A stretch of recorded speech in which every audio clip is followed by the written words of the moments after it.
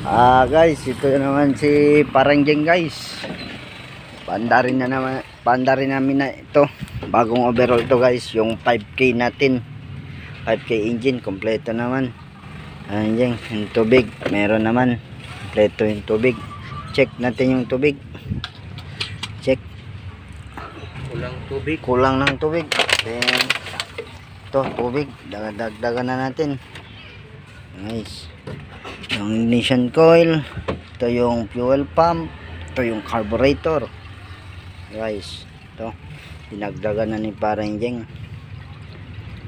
Start natin ulit, bagong start na ulit. Start na natin.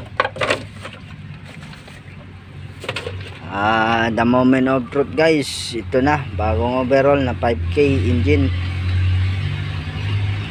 yung binaklas namin nung isang araw guys. Ito. Start Parangjeng. Ito na guys, mandar na guys. Yes na guys, convincing. Ang tahimik ng makina guys, tingnan nyo Parangjeng, ang tahimik ng makina. Goods na goods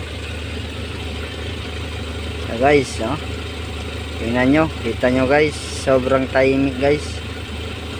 Check natin yung pillar cap. Bubuksan ni Parangjeng yung pillar cap. Okay. Okay guys, walang blow by.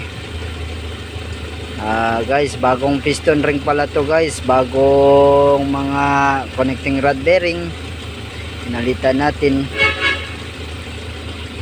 Tsaka bagong overall to guys. Ito, tingnan nyo, sobrang tahimik guys ng makina. 5K pala to guys na engine sa Toyota Town Ace. 5K engine, sobrang tahimik guys. Oh,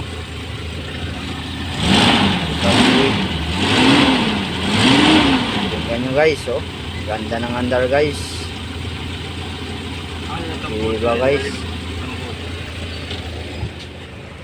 Tingnan natin yung tambucho guys. Ito guys, oh. Ito yung tambucho guys.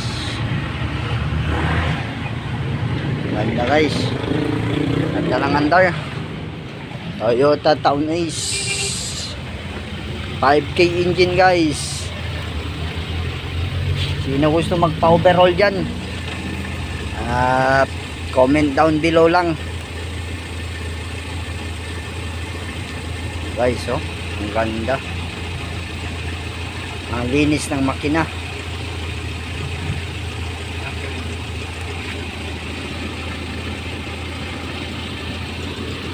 Linis, parang brand new na ulit guys yung makina. Wala tulis yung compressor, no?